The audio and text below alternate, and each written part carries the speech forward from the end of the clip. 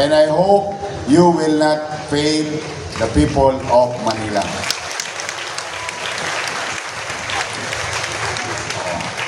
O pangalawang balita.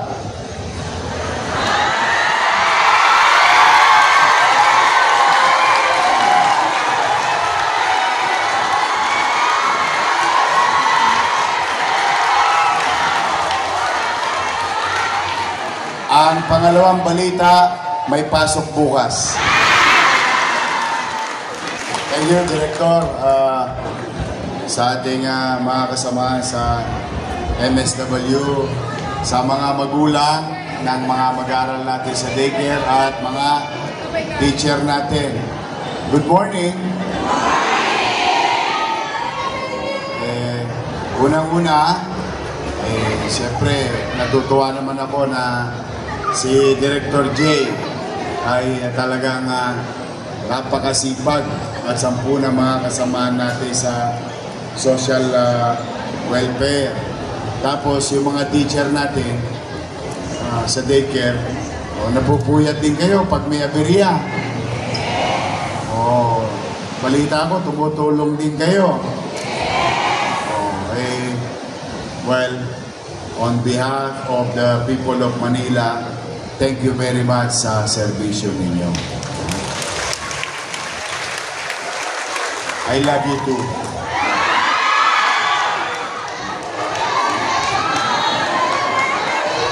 Welcome back, Yorme.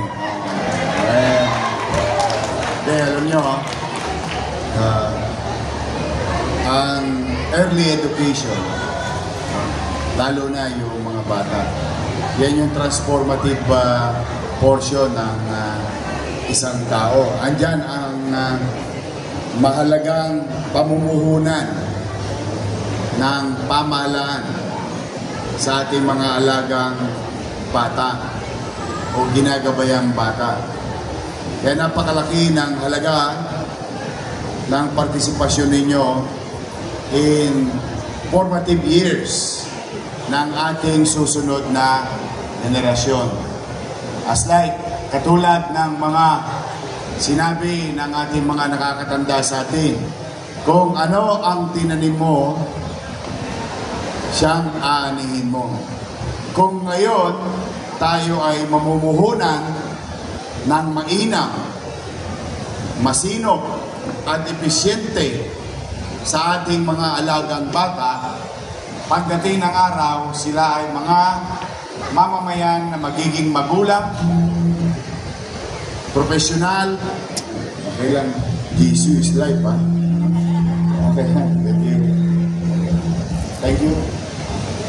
Na kapag tinayaan, or what you call, invested to our children, there are going to be the next sets of people in the city of Manila.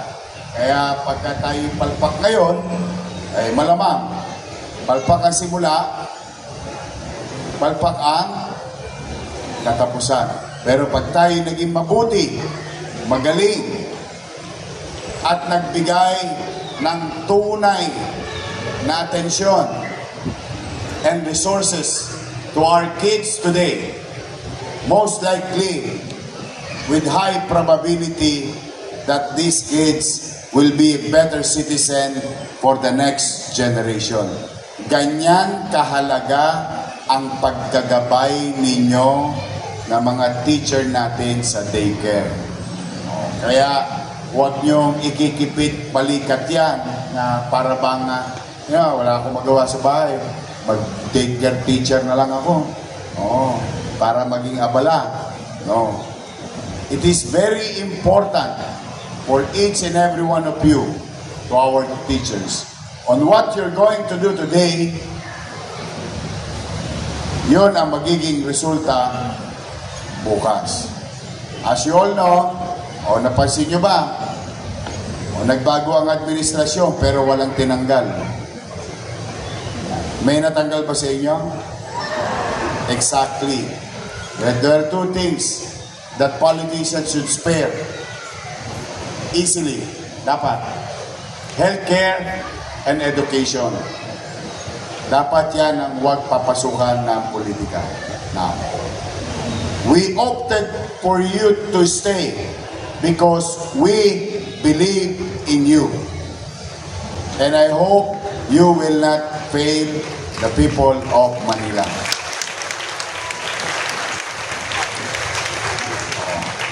O pangalawang balita.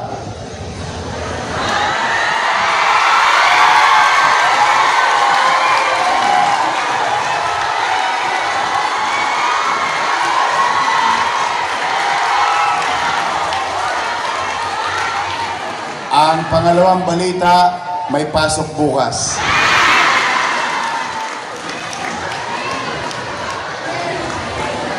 Oh. Ito ay tamang paggamit ng JO. Kayo ang tamang gamit ng JO.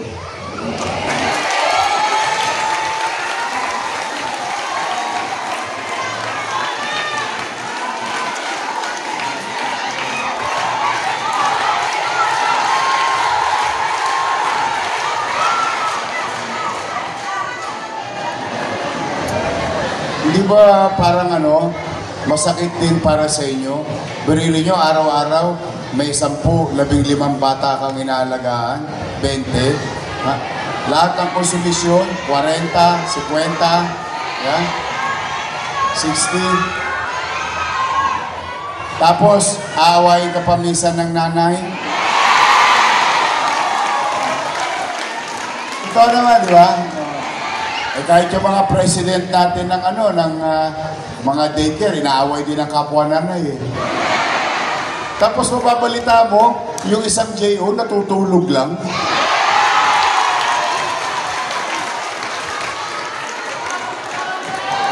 Yeah.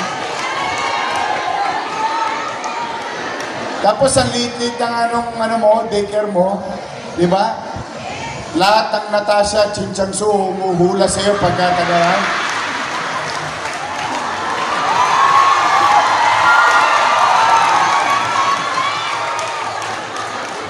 Tapos yung isang JO, tagadala lang ng bag ni Direktor.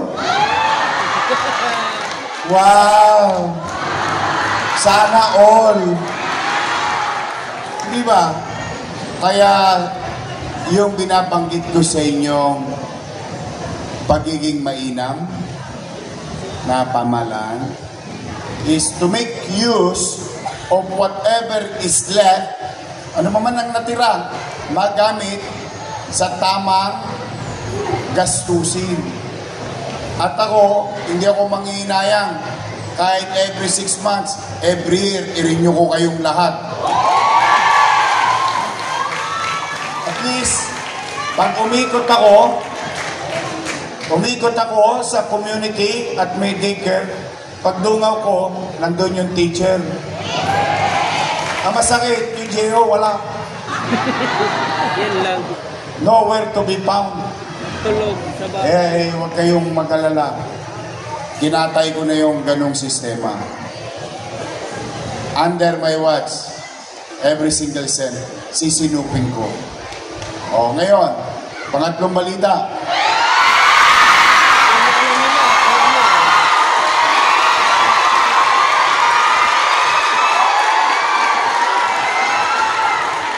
Sige na nga, excited ko. Pangatlong balita, ngayong araw na ito ay kayo'y manunumpa.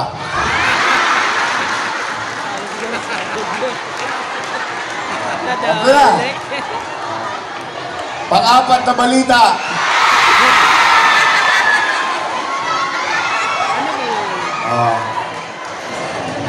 Lahat kayo napirmahan na.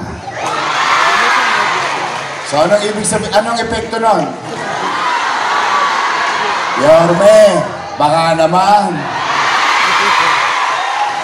2 buwan na.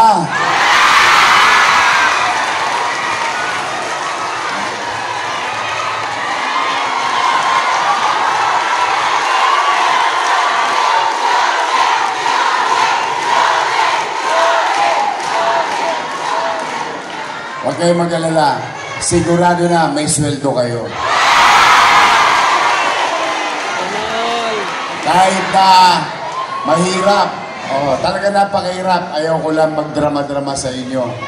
Pero alam ng mga taga City Hall kung gaano nasaid ang kaban. Pero huwag kayong mag-alala.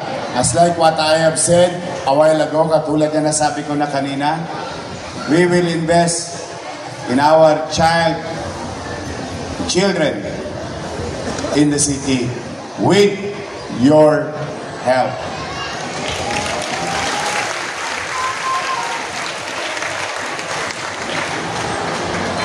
Kahapon lamang, meron kami naisip na programa. Malay natin, di ba? Sa matanda, meron, sino yung mga senior dito? Taas ang kamay. Yan. Natanggap niyo na ba yung gatas niyo? Kahapon lamang, inumpisahan ko na yung birthday cake. Nabalik na.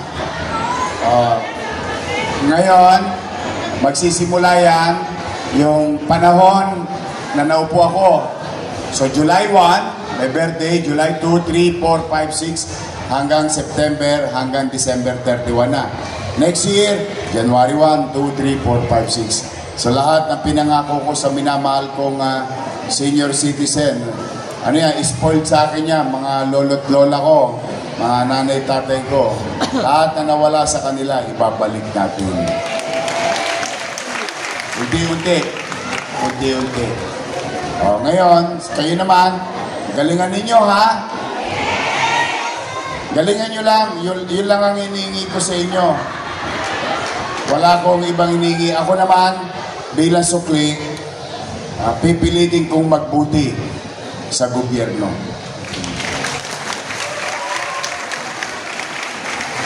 Maraming challenges, pero tingin ko makakaraos naman tayo. Tandaan ninyo, sanay ako ng wala, galing ako sa wala. Anything in front of me is already a blessing. Kaya, kahit na anong hirap na kinakarap ng pamahalang lungsod, may gobyerno sa lungsod ng Maynila. So, abangan ninyo ang balita sa mga ilang araw na darating. I'm happy and excited for you. Save for the rainy days. Pag dumating na yun dapat, o ingatan ninyo, iraos ninyo ang inyong, nabali na?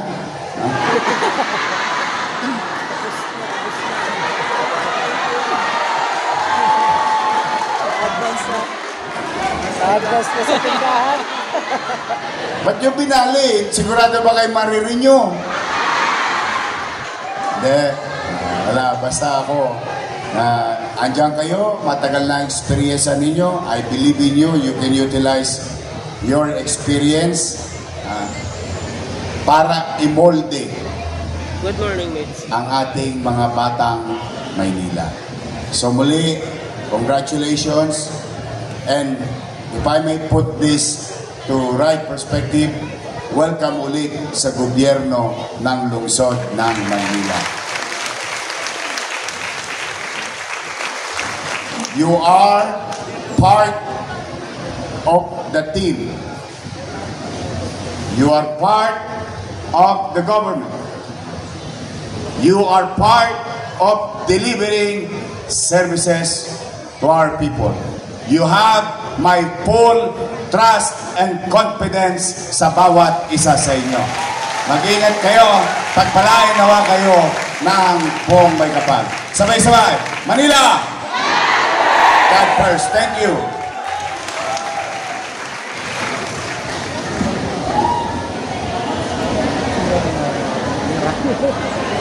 Magsitayo na po tayo lahat para po sa ating oath taking.